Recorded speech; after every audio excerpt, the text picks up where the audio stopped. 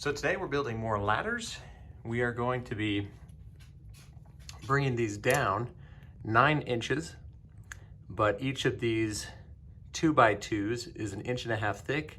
So we're gonna have one on top, one on bottom, which means that we're going to subtract 3 inches from that 9 inches, which gives us 6 inches. That's gonna be the support that we're gonna cut. That's gonna go on the side of each ladder. And then we're gonna put a brace piece in over there. And this is a good illustration of that. We've got these brace pieces here. We've got the pieces top and bottom. It's going along. And then we've just put another piece over there. And then we'll be able to hang the drywall between these two and then up along here to connect back up to the ceiling and to connect to the wall. So that's what we're doing today, building the ladders out. All right, so we've taken our nailer, we've nailed these into place here. Now all that's left is to raise this up, stick it right up here, right next to our vent. All right, so we measured over from the end of the wall to this side here, and I placed a Sharpie mark. You can kind of see it right here. We did the same thing along the board here. We did Sharpie marks, so that way we can make sure that this is straight. Now the ducting is not straight, but at least this will be straight, so that way our wall will be nice and straight. So now we've measured this from up here to the very bottom, and we placed another Sharpie mark from the top to the bottom here, and then a little ways down we placed another mark right there. So now we're gonna put the next piece up, making sure that the bottom of it lines up with this and that mark, and then we'll be able to lay our drywall underneath our ducting. All right, so now we're installing the wall columns on this wall over here. And what we're doing is we're using the same 2x2s that we used to frame in around our ductwork. And we're simply creating kind of a ladder box here. So what we're doing is creating a 4.5 foot length out this way, and then a 10-inch length from here to here. And then we're just going to drywall around it all the way.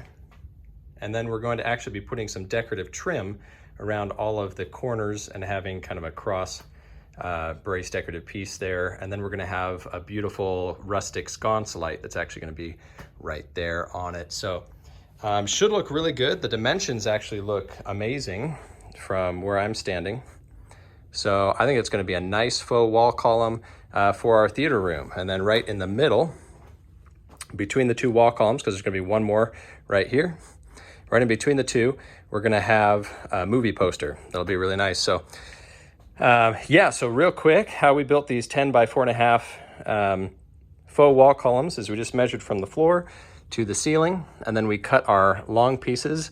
We wanted it to connect right up to the ceiling and be nice and tight up there. And then we cut a 7-inch piece here.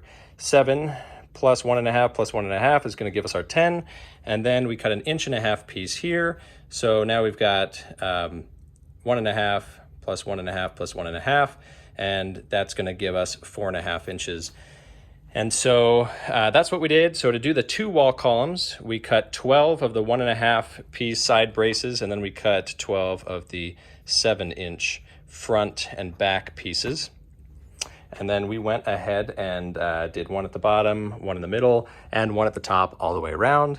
And then we went ahead and nailed this in at the bottom to our base plate there, and then to our top plate, we nailed it in here at the top. So that way that column isn't gonna go anywhere.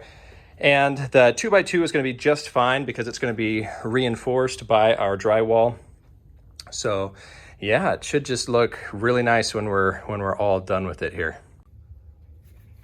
All right, so we're putting in a custom speaker system here because we're creating a theater down here in the basement. And this is gonna be our center speaker.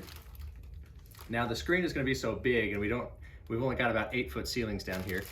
So we're gonna have to place our center speaker pretty low so that our screen can sit somewhere around here. And so what we're doing is taking the cutout tool from the included So what we're doing is we're taking the cutout template that was included with the speaker. We pencil drew it in right here, and then we're going to take our rotozip tool and we're going to go around it. Now I've already run a speaker wire behind this wall. This speaker wire runs up through the ceiling and then over to here. So if you're running speakers into your for a theater surround, what you're going to do is you're going to run all of the speaker wires down to where you want your receiver box, and we're actually building a media center right here, and we want plenty of extra down here. Now I'm pretty sure I want the receiver to be around head height, so that way we're not having to, like, you know, bend down or whatever to look at it. So we're going to put a shelf right in here. We've already got an outlet mounted in here for the receiver and DVD player and computer and everything else we're going to put back there. But we've got plenty of extra line. Now what I've done is when I ran the wire, I actually marked them. So rear right, rear left, center, and so forth. We've got a line for all of our different speakers on our 5.1 surround sound system. And then we still haven't figured out where we're putting the bass yet, but it should be pretty kicking once we get it in there. So we're also running an 8K HDMI cable down to the media center. We're running that up there to our outlet, which is mounted on the ceiling. We're going to have right next to the outlet our wires that come down with HDMI and so forth. And then our short throw projector is going to be mounted right there on the ceiling and cast a 12-foot image here on the wall. So let's go ahead, let's use our rotozip tool. This guy right here, this is a lifesaver. Of course you can cut this out with a knife. It's just going to take you a lot longer. You know, you might find some curse words flying. So instead we've got this guy. It's going to make the job a lot easier. We're going to use for these. We're going to use this for the ceiling speakers and the wall speakers as well. And yeah, check this out.